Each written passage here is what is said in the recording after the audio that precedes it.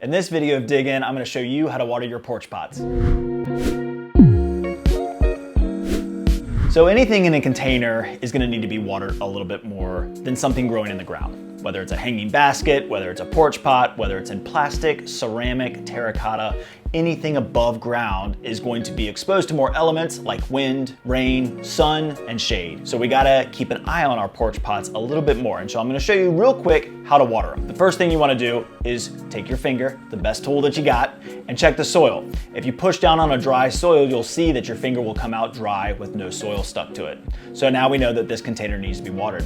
You can use a couple different tools. You can use a watering can, or you can use a hose. Either one works very, very well. If you're using a watering can, then don't water the leaves. That's a big no-no. We never want to get water on the leaves. All plants take water in through the root system. So we want to get the water directly to the root system, plus damp leaves can cause fungus and disease issues down the line. What I like to do is take the water breaker off the watering can and just simply pour the water all the way around the perimeter of the container, as well as trying to get some in the center as well and keeping the leaves as dry as possible. You can also use a watering hose. This one, I have a watering wand on it.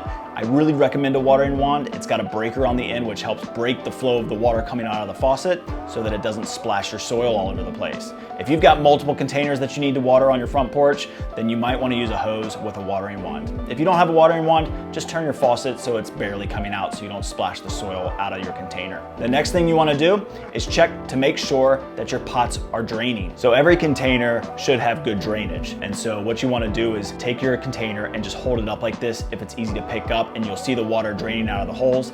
That means that it's still draining freely. You always want to make sure your containers are draining because otherwise they'll get root rot issues. If you don't see it draining water out of the bottom of the container, then just take a stick or even a small knife or a pin and poke open those drainage holes again so that way you're draining freely. The last thing that you want to do is, of course, use the best tool that you got. Check the soil with your finger, and you can see here that I've got some wet soil on the end of my finger. That means that it's been watered well, and now I can go on and water my other containers if I have them.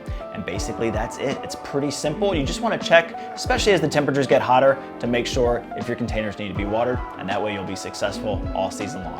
Hope you enjoyed this video on watering. We've got a whole lot more planned for the future, so stick around for those. But definitely leave a comment below. Let us know what you'd be interested in seeing, and we'll see you in the next video.